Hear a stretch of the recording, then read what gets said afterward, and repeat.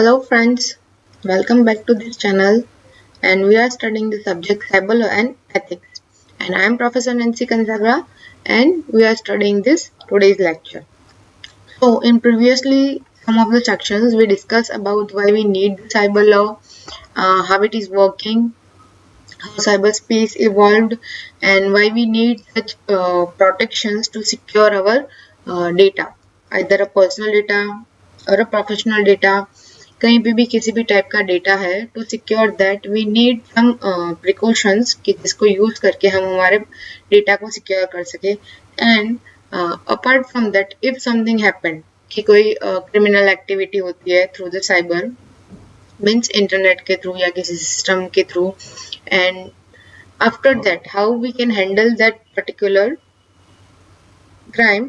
So for that we need cyber law. So in previous section we discussed about the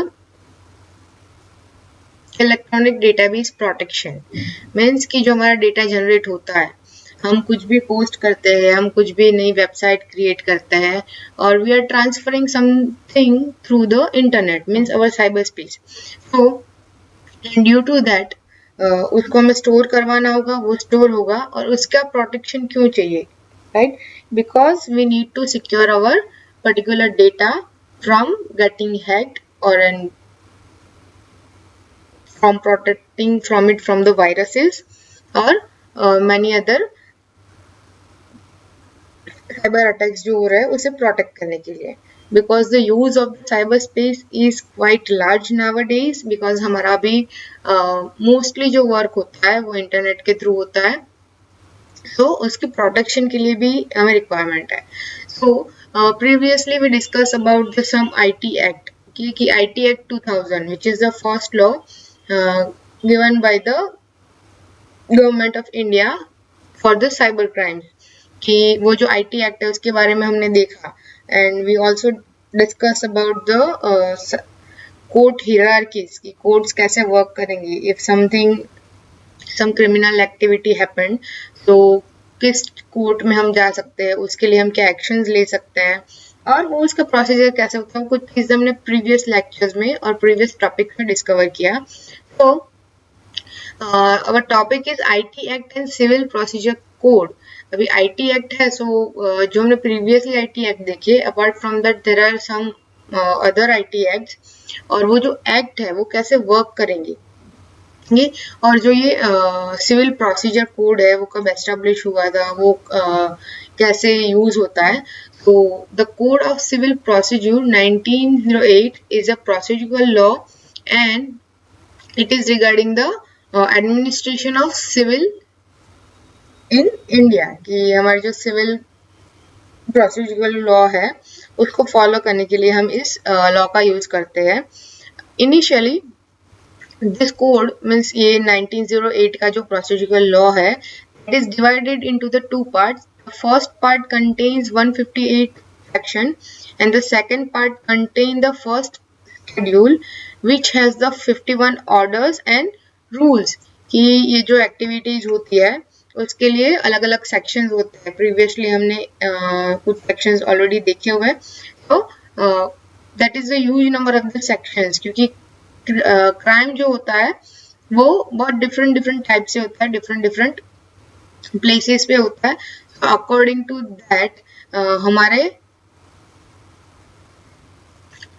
Indian administration civil procedures ने कुछ sections बनाए और उसके according वो divide किया हुआ है तो उसको दो पार्ट में डिवाइड किया गया है and furtherly after some time obviously जैसे जैसे नई चीजें सामने आती जाएंगी वैसे वैसे हमारे सिविल प्रोसीजर्स में भी चेंजेस आते जाएंगे तो ये जो पर्टिकुलर 1908 वाला एक्ट था उसको सस्टेनेबल किया गया है in 2002 with the new laws and उस law में main purpose क्या था that the main purpose of the amendment to the code was ensure speedy disposable of civil cases government under the act कि जो भी cases आ रहा है civil cases उनको हमें speed up करना है for the justice so it is sustainable in the year 2002 in this code of civil procedure and Apart from that, Civil Procedure Code Act 2015 is also there, जिनमें भी provisions और हमारी discipline के regarding कुछ चीजें हैं, कुछ सेक्शंस है जिसका हम यूज कर सकते हैं, एंड यूजिंग दैट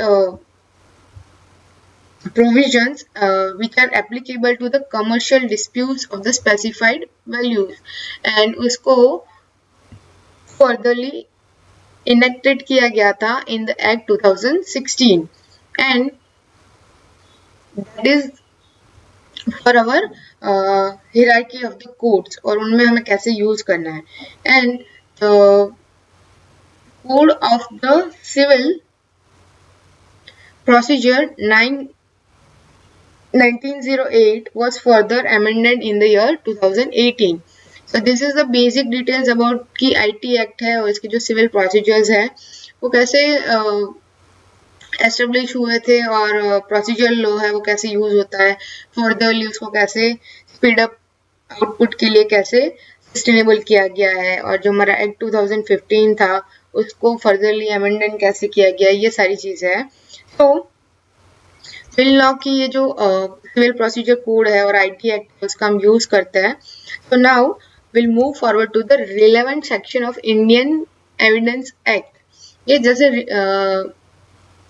अभी हमारा लॉ है to give us a justice from different type of crimes which is happened by the internet activity और साइबर स्पेस. तो उनको क्योर करने के लिए हमने बहुत सारे सेक्शंस देखे कि ये ऐसे वर्क करता है, वो वैसे वर्क करता है. So there are some relevant section की अलग अलग टाइप से डिफाइन किए गए, जैसे कि ये है relevant section of Indian evidence act. Similarly वैसे ये relevant section of Banker Book Act. Okay, so in this particular session we are going to discuss about the relevant section of Indian Evidence Act. Okay, so as you can see it is a short title or it is also called as an Indian Evidence Act 1872 particularly.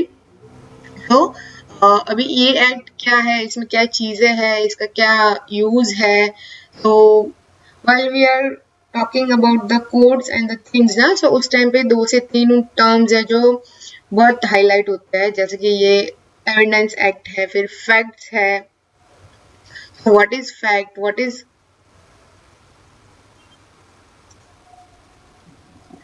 is court and what is relevant fact, और उनमें difference क्या है, और जो कुछ facts है जो support किए जाएंगे इस एक्ट के बारे में. मीन्स जो हम सेक्शंस जो हमने ऑलरेडी पढ़े हुए हैं, तो उन सेक्शंस में ये जो फैक्ट्स है वो कैसे हमें हेल्पफुल है, वो सारी चीजें दी गई है. तो ये जो पर्टिकुलर इंडियन एविडेंस एक्ट 1872 है, that is applicable to the whole India except the state of Jammu Kashmir, और उसके जो जुडिशियल प्रोसीडेंस थे उसके अलावा जब ये इनिशियलाइज हुआ था. Okay, and with the time it changes, कि इसमें भी चेंजेस आए हैं कि ये कितने पोर्शंस पे अप्लाई हो सकते हैं.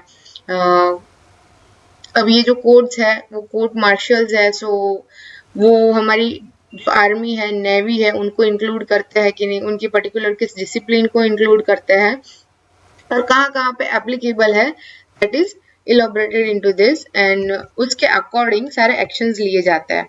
तो फर्स्ट थिंग इज कि इसको किस तरीके से टाइटल किया जाता है. सेकेंड थिंग कि रिपेल ऑफ एनहेंसमेंट मीन्स कि रिप्लिकेशन मीन्स इसको रिपेलिंग किया गया था कौन से एक्ट से, कि रिपेलिंग एक्ट ऑफ 1938, उसका ये फर्दर एडिशन है, ये बोल सकते हो. और थिंग इज कि क्लॉज, कि कौन सी क्लॉज है, जैसे मैंने बोला कि फैक्ट, ये फैक्ट वर्ड बहुत यूज होता है. तो वो जो फैक्ट है, तो इस एक्ट के through we are following some words और सम एक्सप्रेशन जिसके थ्रू आप डिफाइन कर सकते हो कि कौन सी चीजें कहाँ वो फुलफिल करता है और कैसे वो वर्क करता है. कि हमारे जो सेक्शंस है, हमारा जो कोर्ट का हिरार्की है, हमारा जो लॉ है, उसमें ये जो कुछ टर्म्स है उसको वो कैसे फुलफिल करता है. So there are two main contexts. One is court and second one is fact. So court means कि कोर्ट में क्या क्या चीजें इंक्लूड होगी. It include all 8 judges and 9 magistrates and all the person expect the arbitrators legally authorized to take evidence. So court means basically जो हमें पता है कि हाई कोर्ट्स है, सिविल कोर्ट्स है, वहाँ पे जो जजेस है, जो मैजिस्ट्रेट्स है, जो लॉयर्स है, उनका जो पार्ट है वो चीजें कोर्ट के पोर्शन में इंक्लूड की गई है. एंड द फैक्ट मीन्स कि फैक्ट में क्या क्या चीजें इंक्लूड हो सकती है. तो फैक्ट मीन्स कि अभी दो चीज होती है. जब हमारा कोर्ट में केस जाता है तो ऑब्वियसली क्यों जाएगा कि कोई क्रिमिनल एक्टिविटी परफॉर्म की गई है, right. So to handle that criminal activity or to find the hacker, we need the help of law, right. So for that we are going to use the term fact. Fact means कि कोई ऐसी चीज है, जैसे हम define कर सकते हैं एनीथिंग, स्टेट ऑफ थिंग्स और the relation of things which is capable of being received by the sense. We'll furtherly discuss कि फैक्ट कैसे हम डिफाइन कर सकते हैं, क्या क्या चीज हम फैक्ट्स में इंक्लूड कर सकते हैं. And second one, any mental condition of which any person is conscious. Means अगर आप सिंपल टर्म्स में बोलो तो दो टाइप के फैक्ट है. ठीक है, फिजिकल फैक्ट मीन्स जिसको आप देख सकते हो, सुन सकते हो, टच कर सकते हो, उस टाइप के जो फैक्ट्स है, that is first one. And second one is mental means consciousness. अगर कोई पर्सन इमेजिन करता है, okay, so that is considered into the mental condition of which any person conscious. So that is the second one. So one is physical one, second one is conscious one. Now let's see कि ये जो facts है उसमें कितने type के जो facts है वो कंसिडर होते हैं और किस तरीके से ये फैक्ट को हम इंक्लूड कर सकते हैं. तो जो हमने फैक्ट्स के बारे में बात किया कि दो टाइप के फैक्ट्स होते हैं, सो उसमें से कौन से टाइप के फैक्ट्स है जो कंसिडर किए जाते हैं.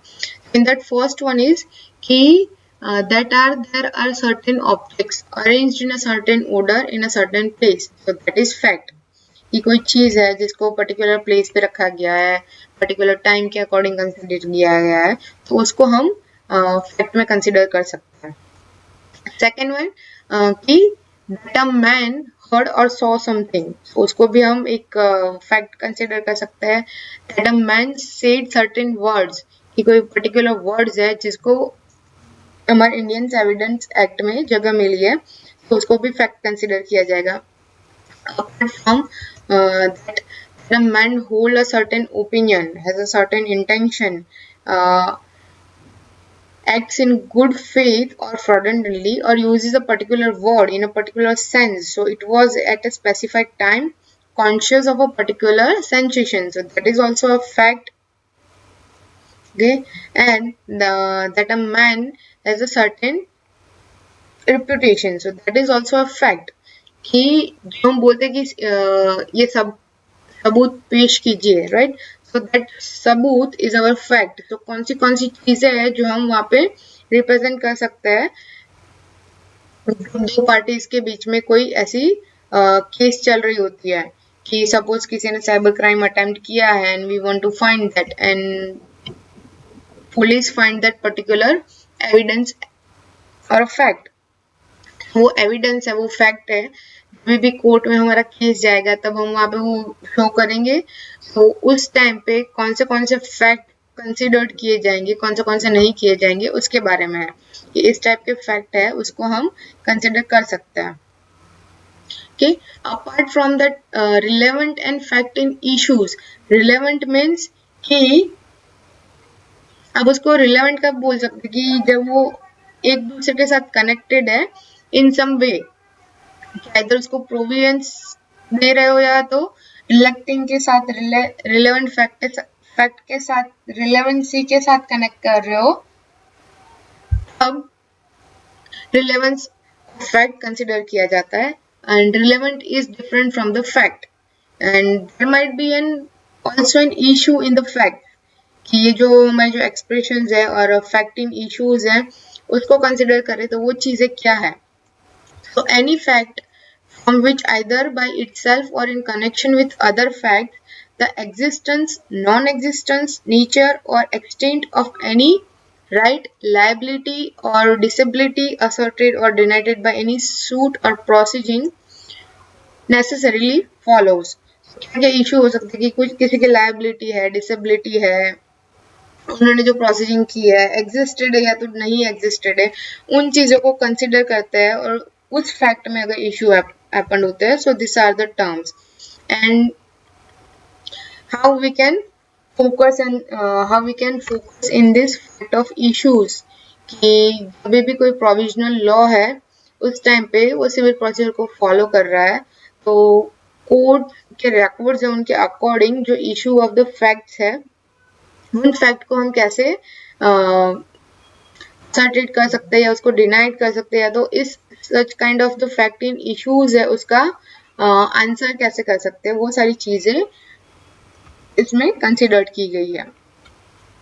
तो that is about the fact की फैक्ट है तो कैसे वो हेल्पफुल होगा, कौन से फैक्ट कंसिडर्ड होंगे, इश्यूज है तो वो कैसे रिलेवेंट होगी इसके साथ।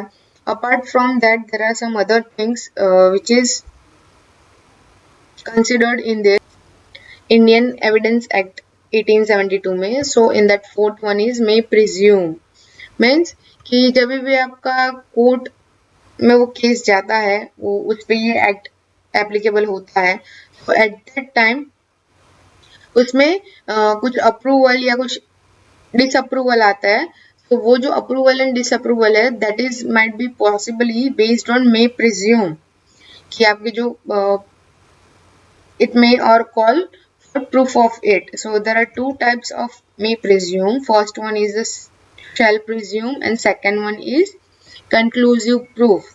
So shall presume means कि जो भी फैक्ट है आपके पास अभी रिगार्डिंग योर केस उसको आप डायरेक्टली वहां पे as a fact of the prove वहां पे प्रूव करते हो, और आइदर दैट इज उसको वो लोग अप्रूव कर देंगे, आइदर इसको रिजेक्ट कर देंगे।